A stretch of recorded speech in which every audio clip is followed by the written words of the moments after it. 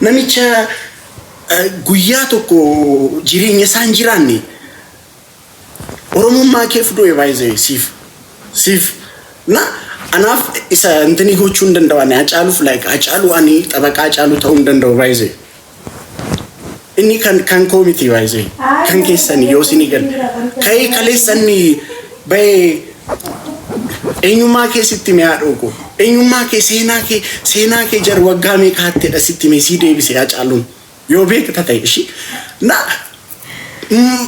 ani na dhiba dhugaa rabbii dhaloota akkamii umne seetan wala rabsurraa jalqabee buunee dhaloota Hacaaluu arrabsuudha umne isatu na gaddisiisani like more than anything amma kana buuneerra baqa amma kana namummaarraa buuneerra nama Oromoo ta'uu miti nama ta'uu dadhabne nama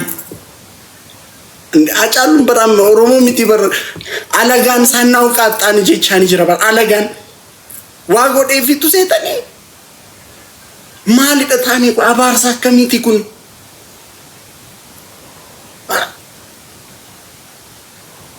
abaarsa akkamiiti kun qoy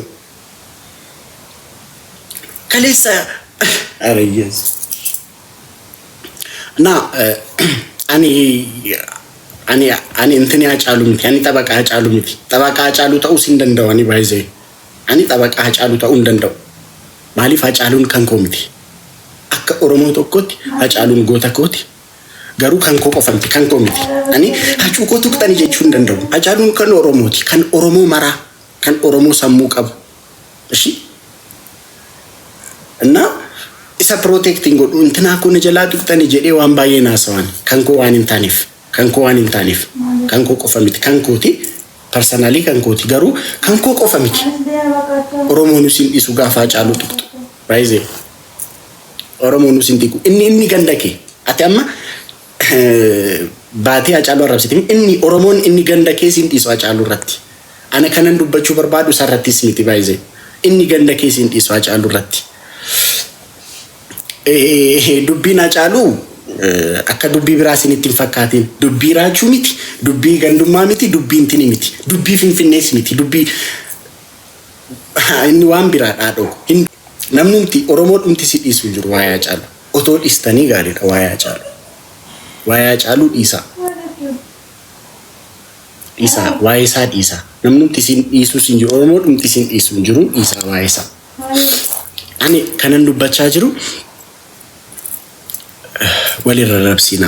walin arrabsiina arrabsuudhaan maqaa kee yoo waamsisiina tasaadaabiyochuu jedhamne bar isin baatanii wal arrabsitu guyyaa guyyaan ajandaa nuuf uumtanii guyyaa guyyaan arrabsu har'as arrabsu borus arrabsu achi boodas arrabsu guyyaa tasaadaabiyochuu sisaadabu ነው የሚሉት afaan ani arrabsoo afaan Oromootiin arrabsoo kana hundaan hin beekun ture dhaga'een beeku jireenya koo keessatti arrabsoo kana hunda afaan Oromoon dhaga'een beekan arras arrabsoo borus arrabsoo nanna maalidha kun immoo jecha akkasii afaan Oromoo keessa jira nanna bar guyyuma guyyaan arrabsoo haaraan dhagaa Oromoon bar gaafa nama arrabsuu barbaadu bar afaan Amaariffaatiin Oromootiin arrabsoo waan hin jirreef arragaru gootota keenya sin arrabsoo babbareedoo arrabsoo gurra namaa keessa galanii lubbuu namaa balleessuu danda'an arrabsoo adagenyaa ta'e nuuf uumtan ka Oromoof like mulata maalidha kun maalo maal ta'a kan otoo dhiisne maal taa'utuun maqaan nuu ba'u akkas maqaan akkasii otoo nuu ba'u baate maal taa'utuu kana dhiisi ijoolleen Hacaaluu arrabsitan tokko miti ila Hacaaluun from the first ammas deebi'een isinitti hima albamii isa jalqabaa irratti galaanni gibee guutus laftuuf bidiruun nama ceesisaa garaan jaalatee rafuu halkaniif guyyaa nama deemsisaa jedhee waa'ee bareedduu Jimmaa yeroo haasa'u inni mti mataasaa bareedduu Jimmaa jaalateeti miti sirbichis waa'ee jaalalaa miti Oromoon Jimmaaf Oromoon Shawaa tokko akka ta'e siif ibsa yeroo Hacaaluun ba'ee bareeddiitti afran qalloo wal jaalachaa wal dhabnaari yeroo jedhu waa'ee dubartii dhaasaa jira miti haadhoo ko waa'ee Oromoof shawaaf Oromoon harargee tokko ta'uu si taasaa jira. Baaliyyoo yeroo isin jedhu ooyiruu keessan gamaa warri kee yeroo jedhu waa'ee dubartii haasaa jira miti. Waa'ee tokkummaa Oromoodha si taasaa jira.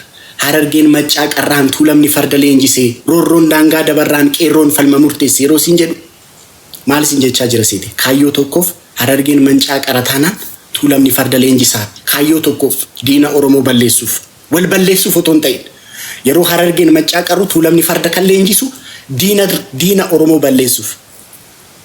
Sigalee Hacaaluun maal isin jedhee seete? Hacaaluun maal isin jedhee seete? Arsii luka cabsitu Amboo tokko laa Wallagga ajjeestu Gujiit gumaa ba'aa isin jedhe waa'ee tokkummaa keeroo sitti himu jechuudha. Nama jireenya isaa guutu ati waa'ee Oromummaa otoo hin beekin ati Oromoodha jedhee nama siif qabsaa bahe. Nama siif jedhee du'e akkamitti arrabsitaa dhoko? Siif jedheetoo du'e. Siif jedheetu bahe. Ummanni Harargee Sumaalirraa buqqaa'ee dheetu 4 kiiloo milineema daraashitti bahe. Diina fuuldura qabsaa bar lubbuusaa siif kennu. Naaf du'e ani akkasitti namanani anaaf Oromummaa koof. Maa walirratti guyyuma guyyaan ajandaa uuma. Foloorii yookaan viyuu argachuuf jecha guyyuma guyyaan uummata kanarratti ajandaa uuma. Uummata kana keessa summiidha facaasaa jirtu baramma. Yeroo wal arrabsitan akka summii facaasaa jirtan beektu. Uummata keessatti bar summiidha facaasaa jirtu summii. Amma qoisin as teessanii gandaan arrabsaa ooltu. Dhaloonni bor guddatu. Amma fakkeenyaaf dhaloonni bor guddatu Wallaggaa irraa taa'ee ijoolleen Shawaa akkas jedhanii Wallaggaa arrabsan. Yeroo jedhamu yeroo dhaga'u namni tokko Arsii irraa taa'ee yookaan namni tokko Amboo irraa taa'ee ijoolleen Arsii Shawaadhaan akkas jedhanii arrabsan jedhee yeroo dhaga'u namni tokko iddoo tokko irra taa'ee sanaaf jibbaa akkamiidha horachaa guddata qoy. Maaliif dhaloota irratti summii facaastu isin? Foolooriif laayikiif jettanii dhaloota gidduutti maaf summii facaastu? Maaliif dhaloota jibbaa maa guutu? Maaliif kan keessan qofa yaaddu qoy? Wanti asirratti hojjechaa jirtan waan salphaa miti. Dhaloota keessatti summii facaasuudha. Moo kaayyoon keessan Oromoo wal ficcisiisuudha? Wal fixnu baanee maalidha qoy kaayyoon keessan? Dhufan jira bakka waan sooshaal miidiyaa kanarraan fagaadhu taanaan maanni sana laa? Namu gaafa waan badaa dubbate ummanni 2,000 deemee taa'e. Ummanni 1,000 deemee taa'e. Namni sun maaliif waan gaarii dubbata re'aa dooko? Isinii barballeessan namni tokko yeroo waan gaarii dubbatu teessanii ilaaltan yeroo nama arrabsu deemtanii mana guuttanii goota koo manaaman sirriidha jettuuni. Balleessaan barrisiin bira nu bira jira bar hunduma keenya bira jira bar. Maalidha qoy maal nu wayya qoy maal nu wayya? Akkasitti wal arrabsaa deemna akkasitti wal arrabsinii walaa fixnu. Maaloo dhiisaa maaloo maqaan taane nuun kennisiisinaa dhiisaa ተሳዳቢዎቹን እንጂ ሲሲና ዲሳ እየተሰዳደቡ ነው የሚውሉት። ለራሳቸው የማይስማሙም ምን እንጂ ሲሲና ዲሳ ፕሊዝ ዲሳ ለራሳቸው የማይስማሙም እርስ በራስም ጠላት ናቸው እንጂ ሲሲና ዲሳ አከሳከስ ጀደማ ጅረባይዘ ኦፊ ወልኛቻ ኦሉን እንጂ ሲሲና ዲሳ ኦፊዩ ወሊ ገሊ ደደበኒ ወልኛቻ ኦሉን እንጂ ሲሲና ዲሳ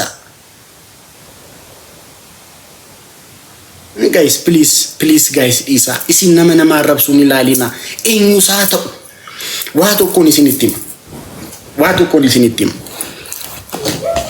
ani dhaladhee kanan guddadhe Amboo garuu ani Oromoo amma fakkeenyaaf dhufee namni tokko asirratti argitanii beektu ani Shawaadha jedhee gaafa ganda biraa arrabsuu barbaadu isan dhaga'uutoon ta'in bilook isa godha. Maaliif seetanii waan nun baasneef namni Oromoo gaarii hin taane Shawaa gaarii ta'uu hin danda'u. Namni Oromoo gaarii hin taane Arsii gaarii ta'uu hin danda'u. Namni Oromoo gaarii hin taane Wallagga gaarii ta'uu hin danda'u. Namni Oromoof hin fayyadne gandasaaf hin fayyadu baay'ee. Please ani kanan isin kadhadhu waan biraa miti. nun arrabsiisina. Baay'ee akkas yoo deemne wanti dhaga'uuf jiru yeroo dhiyootti akkasitti deemna taanaan sooshaal miidiyaa kanarratti wanti yeroo dhiyootti dhaga'uuf jiru hundumti keenya hin barbaannu, dhaga'uun barbaannu garuu ni argitu. Hundumti keenya teenyee boonu. Hin qaanaa dhugaa rabbiin. Yoom akkas geenye yeroo yaadu nan qaanaa. Waan baay'ee hamaa ta'etu fuuldura keenya jira. Dhiisaa wal arrabsaan ooliinaa. At least waa waliin dhabne qabna. At least nama Hacaaluu jedhamu waliin dhabne irraa. Namni sun utuma Oromoon tokko jedhu waggaa meeqa utuma Oromoon tokko from the first album otoo Oromoon tokko jedhu jechaa iyyuu du'e nuuf yoo sini gale hunduma keenyaaf du'e otoo Oromoon tokko otoo jedhu waggaa meeqa Hacaaluu waggaa meeqa otoo nutti himamu dhiisaan baddu tokkoon taanu taanaan hin banna dhiisaa. Tokkoon taanu taanaan wal fixna dhiisaa. Tokkoon taanu taanaan akkas taanaa dhiisaa sin jedhee bara Hacaaluun dhugaa rabbi. Tokkoon taanu taanaan akkas taanaa. Tokkoon taanu taanaan akkas taanaa jedhee nutti hime bara Hacaaluun. Namni akkamittiin maalidha kun? Doofummaa dabar dhiisaa ilaa qoba deemna taanaan wal arrabsina taanaan akkas taatu. Kaleessa abbootiin keenya akkas abbootii keenya akkas godhanii fixanii. Yoo nuti tokkoon taanaan akkas taatu kutaadhaan amantiidhaan waliin qoodina. Nama tokko nama Hacaaluu jedhamuuf jenne inni kan biraa hafuusti. Kan biraa waan baay'ee wajjin hin qabaatiin hafu inni kan biraa dhiisaame. Nama Hacaaluu jedhamu tokko qabna bara. Isa waliin dhabne bara, waliin boonyee bara. Gaafa Hacaaluun du'e bara hin beekna Oromiyaan maal akka waliin gubanne miti. Isaaf jenne maal ta'a waan kan otoo dhiisne. Dhuguma isa jaallanna. Maaf akkas godhaatti maa namuun balleessa. Ani yoo balleessuu nan danda'a. Yoon balleesse raachuu girri maa akkas goote an nama tokko natti maa baqa akkas wayya. Namni akkanitti gandaa wal ijaaree wal arrabsaa oola qoy. Dhugaa rabbii dhiisaa. Dhugaa rabbii baduuf jira. Dhaloota keessatti summii jibbaa dhaloota guutaa jirtu. Walajjeesuun jibbarraa kaa'la. Yaadarraa kaa'a waan hundumtu. Walajjeesuun wal fixuunis jibbarraa ka'a. Jecharraa ka'a. Summicha sirriitti facaastanitti amma dhaloonni dhaga'ee jarri wal jechuu jalqabni bara. Amma bara Oromoon ganda tokko jarri jecha haasa'a bara. As geenye bara. Dhugaa rabbii nan qaanaa bara. Jarri wal jechuu jalqaba. Si galaafata gandummaan. Kana beekuu qabda baay'ee. Wal galaafachuun immoo qaanii. Nama arrabsu otoo laaluu dhiistanii baay'ee namni bar kan taa'ee nama arrabsu tamalkaachii waan qabuuf. Viyuu fi bar isin bari nama dabar. Amma fakkeenyaaf namni tokko sa'aatii tokkoof waan gaarii dubbatee namni shantu jira taanaan achi booda sa'aatii tokko boodamoo innaatu afarti bilaa, innaatu dingayti bilaa, innaatu isheetti bilaa, innaatu ndiiti bilaa jedheeti yeroo arrabsu immoo namni yeroo tokkoon 200 ta'a taanaan arrabsootu na awwaaxaa jechuudha namni sun. Argitanii? Namni sun maal jechuu jalqaba? Arrabsootu gaariidha. Namni arrabsoodha ilaalaa. Yeroo amma akkas jedha bar namni. Arrabsootu xuruudha jechuudha. Isheetu awwaaxaa'edha namni. Argitanii? Isinoo arrabsootoo baqattanii. Yeroo namni arrabsu namni hin jiru taanaan. Yeroo immoo waan gaarii dubbatu namatu mana guuta taanaan. Waan gaarii dubbachuutu gaariidha jechuu jalqaba. Baay'ee waan tokko beekuu qabdu. Societiin tokko waan deserve godhuudha argata. Nuti akka sabaatti mindsetiin keenya positiiviidha taanaan gara fuulduraatti kan dhufan namoota positiif ta'anidha. Social media irratti influence godhanii kan ba'an namoota positiif ta'anidha. Nuti immoo sammuun keenya negatiiviidha taanaan social media kanarra kan ba'an ijoollee negatiivii ta'antu. Maaliif? Influencers intinidha. Value'dha. Bu'aa society sanaati. Isinii galeera waan tan jedhu. Bu'aa society sanaati influencers. Influenceroota sana gara funduraa kan baasu ummata sana. Ummanni sun influenceroota sana yeroo gara funduraatti baasu maal ilaalee baasa? Maalidha? What is the amma fakkeenyaaf ana namni 2,000 na ilaalaa jira miti. Maaliif na ilaala namni 2,000? Mindinno masfartu? Waan gaarii waan dubbadhuu fi waan hamaa waan dubbadhuu fi waan hamaa waan dubbadhuuf yoo ta'e gara funduraa kan na baastan society sunis hamaadha jechuudha bakka.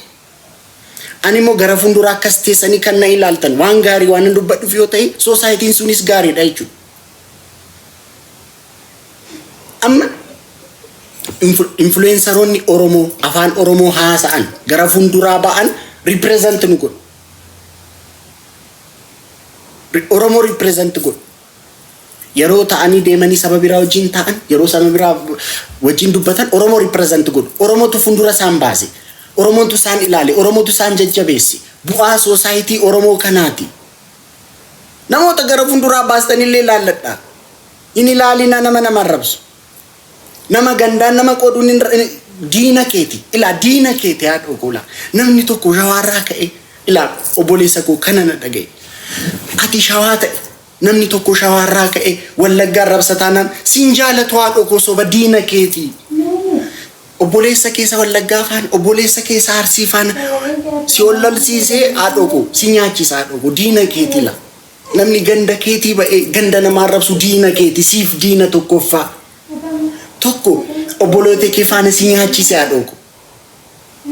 Sadii ilaa dura ganda nama yeroo arrabsu ganda kee taa'ee yeroo ganda nama arrabsu namni biraa immoo ganda kee akka arrabsu gochaa jira. Tokko diina kee jechuudha si arrabsiisaa jira. Obboloota kee faana si nyaachisaa jira haa dhugu. Oromummaa kee si dhabsiisaa jira. Ilaa ammuma gandummaan kun guddachaa dhufu Oromummaan gadi dhiqqaachaa dhufu. Ilaalaame Oromummaan kaleessa waggaa 4 waggaa 5 dura ture. Waggaa 7 dura waggaa 6 dura bar Oromoon tokko amburraa tuqame jenna posotomnaan Oromiyaan akkas taate. Oromiyaan guutuun akkas taate. Ila akkas intinaatu du'e obboleessa kootu du'e jedhee kaa Oromoon hundi. Oromootu tuqame jedhee kaa Oromoon hundi. Har'a garuu gandummaan kun babal'achaa dhufee Oromummaan kun xiqqaachaa as ga'e. Ammas siyaasa nan dubbisiinaa. Oromummaa kana xiqqeessuun kaayyoo nama baay'eeti. Ila Oromoo waan sitti dhufaa jiru hin beektu baay'ee. Waan sitti dhufuuf jiru hin beektu kanaafidha wal nyaata dhugaa Rabbii. Ila waan sitti dhufaa jiru hin beektu kanaafidha wal nyaata haadhoo kola. Killi firas siin jechaa jira. Diina kees fira kees hin beektu la. Tokkummaa kee cimsadhu Oromoo. Dhugaa Rabbiin isin jedha la. Oromummaa kan xiqqeessanii laphee keenya hundarraa idda badee achi booda waan hunduu salphaadha. Oromiyaa diiguunis salphaadha.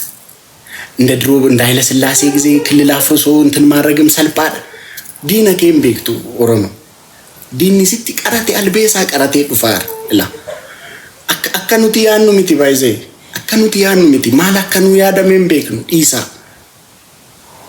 ኢሳ ዱጋ ረቢ በዱፍ ጅራ ዱጋ ረቢ ዋንቲ ባይዜ ካሚንግ 5 years ኦሮሚያ የሚባል ክልል ላይ ኖር ይችላል ሶዳዳ ኢሳ nuti wal nyaannuun keenya kana salphisaaf kaayyoon kanaaf nu dhufaa jiru Oromoo isaa Oromoo la nuti akkasitti wal nyaanna taanaan Oromummaan xiqqaachaa dhufa namni barbaade waan barbaade nu godha amma bara Oromoo ajjeesuun bar qalliidha namni barbaade deemee ajjeesa namni deemee gaafatu hin jiru namni gandasaa namni xinnoon iyyaa bakka dhufu. Kunuundi maaliif waan tokkummaan qabneef tokkummaan sun maaliif diigamaa jira kan diigamaa jiru social media kanarratti isin summii facaasaa ooltu. Isa ani akka kootti akka raachuutti anaa waa'ee gandummaa dubbatu na dhageessaniin beektan nan dhageessan anaa ilmoo namaa arrabsu Oromoo miti sababira ana sababira arrabsuna maaliif kanan godhu namni na aarsee hin jiru miti namni baay'ee akka na arrabsaa oolu nan beeka viidiyoo na ergitanitu intinaan akkas jedhee si arrabse intinaan akkas jedhee si arrabse naan jettu natti dhaga'amuu dhiiseetu miti oromummaan ani itti guddatteetu kana nan gorsu an akka oromottan guddadhe society ani itti dhaladhee guddadheetti oromoon nama arrabsuu safuudha jedhamaan guddadhe isin eessa akka guddattan hin beeku warri nama arrabsitan so hundumti keenya tokkummaan oromoo diigamaa jira tokkummaan oromoo diigamaa jira diigama tokkummaa oromoo kana keessatti ani harka qabaa jedhaa of ilaalaa hundumti keessan ani kanan isin gorsu kan tokkummaan oromoo diigamaa jira isa kaleessarraa baay'ee laafaa dhufe tokkummaan oromoo yeroo diigamu ani ani keessaa harka qabaa jedhaati hundumti keessan of gaafadhaa of ilaalaa harka qabdu taanaan keessaa harka keessan deeffadhaa harka keessan deeffadhaa harka keessan deeffadhaa booda ngaabbitu waanuma akka sabaatti taanu argitanii ngaabbitu hundumti keessan booda dhugaa rabbii ngaabbitu ani irra deddeebiin dubbadhu oromoon yeroo tokko dubbata garuu ngaabbitu hundumti keessan warra irra gandaa wal arrabsaa oltan dhugaa rabbii ngaabbitu guyyaa sana garuu waliin hin boonyu baay'ee qixan boonyu guyyaa sana gaafni guyyaa hamaa sun dhufee wanta gootan bu'aan gaafa guyyaatti bu'aatti lakkoofnu yeroo dhufu hundumti keenya dhugaan boonyu gaaf san at least ani harka keessaan qabuun jedhe at least ani hin bo'u guyyaa san ani personally ani hin bo'u guyyaa san hin boos baay'ee chaansii amma arganne dhaloon duriin arganne akkasitti wal wajjin oromoo jedhamee waamamuuf dhadhu'e oromoon carraa nuti arganye namni biraan arganne isin immoo carraa kana dhaloonni bor dhufu akka arganneef hojjechaa jirtu dhaloonni bor dhufu carraa kana akka arganneef hojjechaa jirtu naa dhiisaa yoon balleessee na of galchaa dhiifama garmaamu tola ulfaadha waan na dhageessaniif